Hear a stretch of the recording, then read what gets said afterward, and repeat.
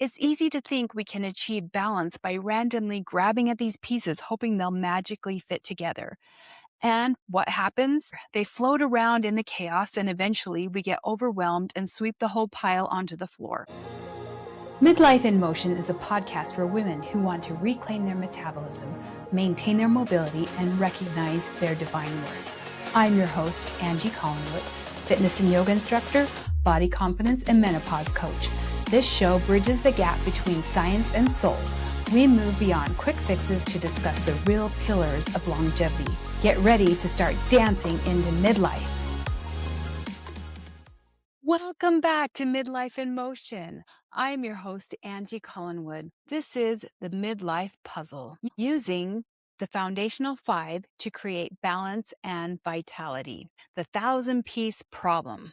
I want you to imagine something with me today. Imagine walking into a room and seeing a massive table covered with 1,000 tiny scattered jigsaw puzzle pieces. There is no box top to show you the picture, just utter chaos. This is often what midlife feels like.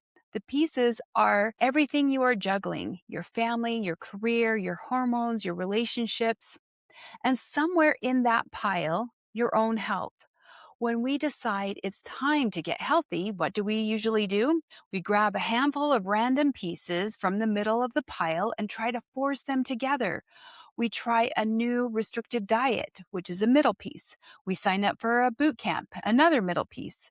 We buy a giant water bottle, another middle piece.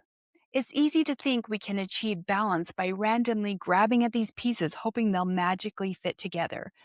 And what happens? They don't stick together. They float around in the chaos, and eventually we get overwhelmed and sweep the whole pile onto the floor. We are trying to build the puzzle backwards, starting from the inside rather than with the border. We often feel overwhelmed, sometimes even ready to throw in the towel. Today, we are going to talk about a different strategy. We are going to talk about building the border first. We are going to see how true self-care isn't really selfish. It is the frame that holds your entire life together. It gives you the ability to live the life you want. When self-care is prioritized, it gives you the strength and clarity to live the life you truly want. It's the foundation upon which you can build a balanced and fulfilling life. Remember, self-care isn't selfish, it's essential. Now let's talk about finding the corner pieces. The 4 pillars of balance. You have to find the straight edge pieces. You have to build the framework. If you don't have the frame, you have no idea where the middle pieces go. In midlife, our frame is made of 4 sides, representing the 4 types of balance we need to thrive. First, we have physical balance. This is how your body functions. It's the foundation that supports your daily energy and vitality. Next is emotional balance, how you process feelings. It's crucial for maintaining resilience and responding to life's challenges. Then there's mental balance, how you talk to yourself. Positive self-talk can transform your mindset and outlook. Last, we have spiritual balance, your sense of worth and connection, providing a deeper purpose and fulfillment in life as you connect with the divine within yourself. If any side of this frame is missing, just like a puzzle, it can't hold its shape. Each pillar supports the others in creating a balanced and vibrant life. Embracing all 4 pillars will keep your life's puzzle complete and steady. Midlife needs a shift in focus, building the border using the foundational 5. How do we construct this frame? We use the habits we talked about in our last episode. These aren't glamorous habits. They are the sturdy, straight edge pieces. Let's place them on the table. So on the top edge, we have sleep and breathing. This is our physical balance. This is the top of your frame because it dictates everything else.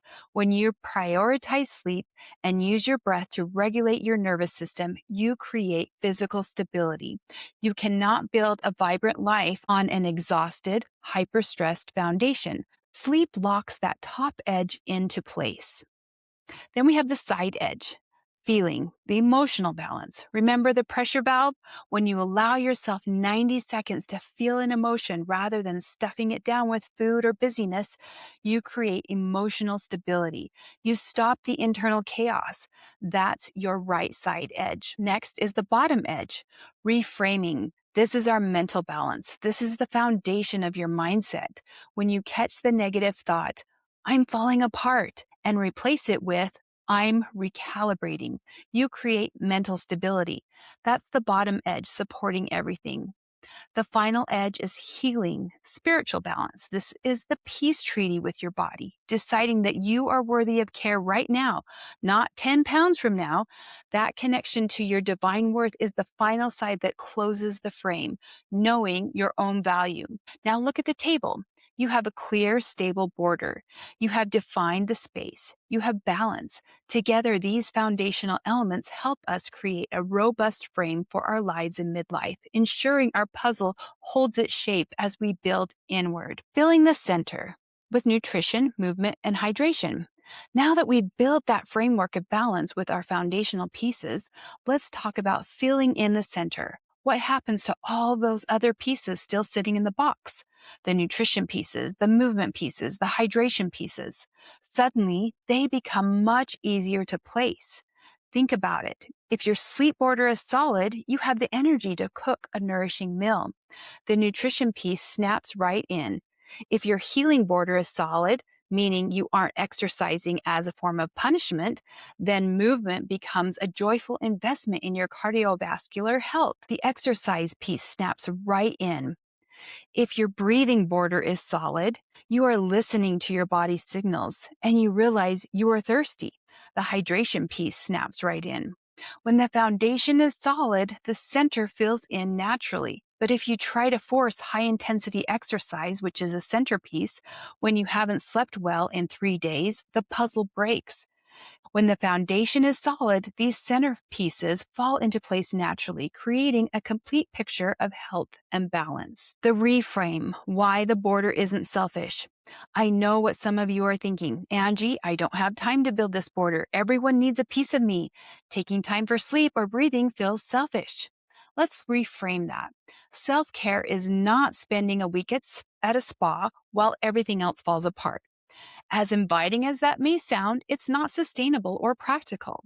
Self care is putting on your own oxygen mask first so you don't pass out while you're trying to help someone else with theirs. By doing so, you're better equipped to help those around you. When you build your border, when you are rested, emotionally regulated, and not at war with your body, you have vitality. You are living in harmony with your body. Vitality is capacity. It is the energy to do the things you want to do. It is the patience to care for the people you love in the way you want to care for them. Vitality is crucial for longevity and a fulfilling life. When your puzzle falls apart because you have no border, you have nothing left to give anyone. You are operating from a deficit.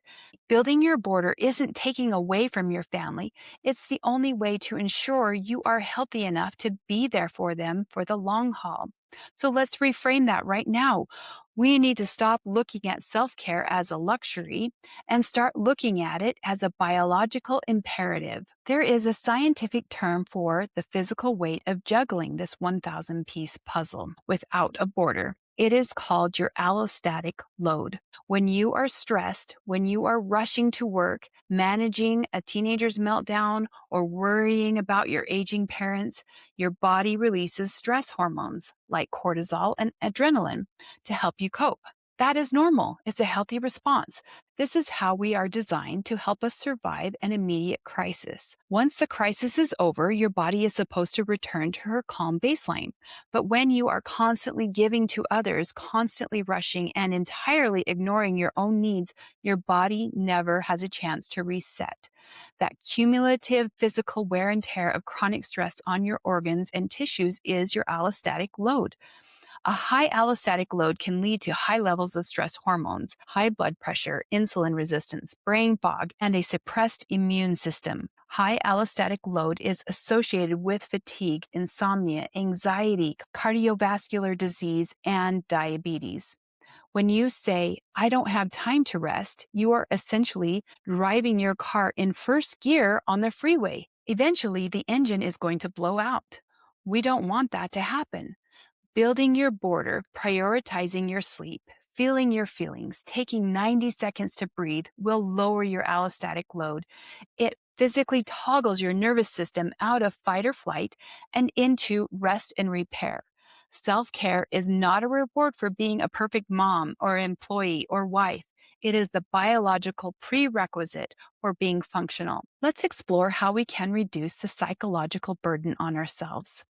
Self compassion plays a vital role here. It is the glue that holds these border pieces together. It has the power to reassure a jumpy nervous system and, in turn, lower our overall stress levels. Isn't that incredible? It's like offering a comforting hug to your own mind and body. Moreover, self compassion is not just about feeling good about ourselves, it's the foundation for healthy relationships with others. When we constantly criticize ourselves or engage in shame based behaviors, we're actually triggering more cortisol and deregulating our nervous system. This can lead to a vicious cycle of stress. So, what's the best healing practice for chronic conditions? It's gentleness. By treating ourselves with kindness and gentleness, we can create a space for healing and resilience. Remember, being gentle with yourself is not a sign of weakness, it's a profound strength. When we think of self care, let's consider it as an act of love rather than a chore or punishment. By doing this, we're more likely to stick with habits that are not just beneficial, but essential for our cardiovascular health. These inside habits will also help maintain the border of your puzzle. This shift in perspective helps us with nourishment. Instead of eating out of shame or obligation, we eat to truly nourish our bodies. This is a more compassionate approach to nutrition. Similarly, when it comes to physical activity, it's about choosing movements that feel good and are sustainable. This approach not only strengthens our cardiovascular system, but also ensures long term well being. Instead of punishment, think of it as an investment in your heart health. Biologically, exercise can become a stressor.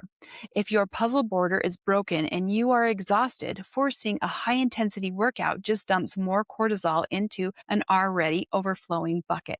That's why movement must be an act of love. When you are stressed to your max, choosing a gentle walk or stretch session can stimulate your lymphatic system to clear out toxins without spiking your stress hormones.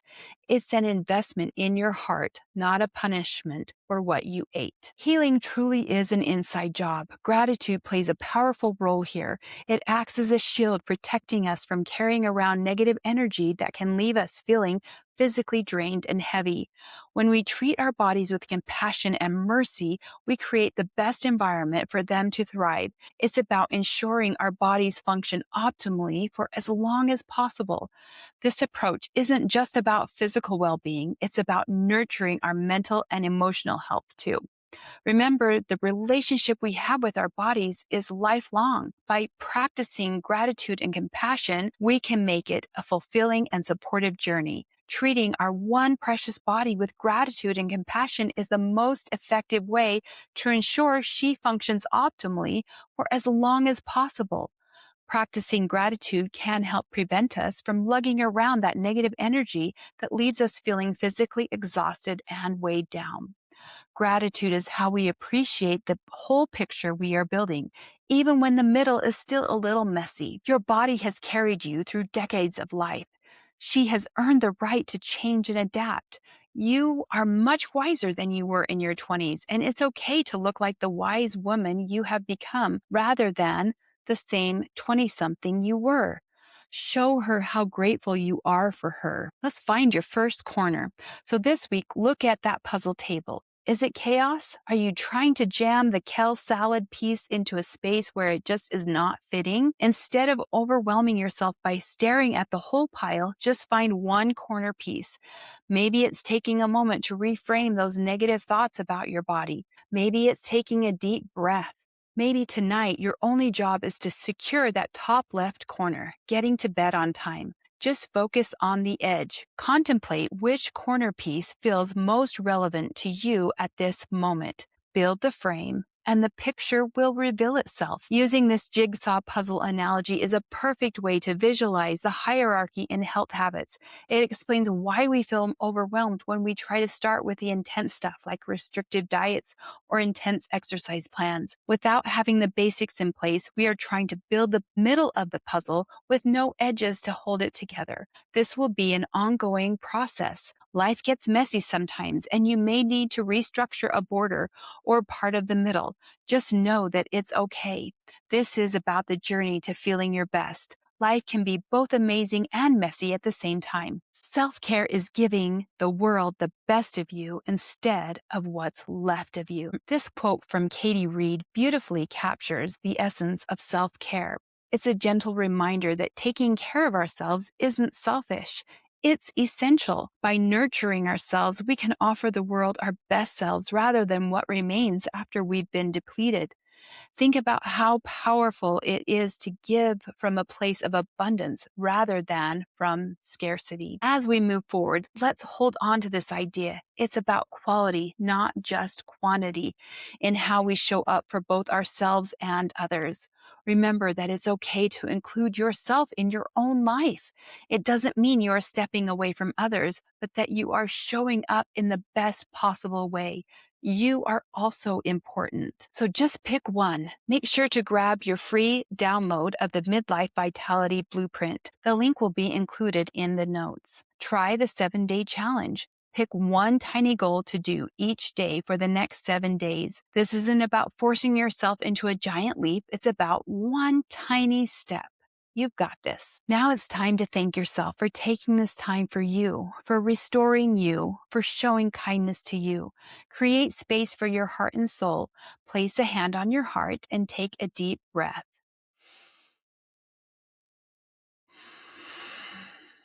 Filling your soul with gratitude. Now think of a small win from this week and let's celebrate. If you are in a safe place, put your hands in the air and do your victory dance. You did it. Thank you for joining me today. Until next time, remember to take care of you. I'm Angie Collinwood. Keep moving. You are building a foundation for the next 40 plus years of your life, brick by brick, breath by breath. You are a miracle. Treat yourself like one. If you know a woman who needs to hear this, please share this episode and remember to subscribe. I'm Angie Collinwood. Keep moving and dancing. This is Midlife in Motion. I'll see you soon.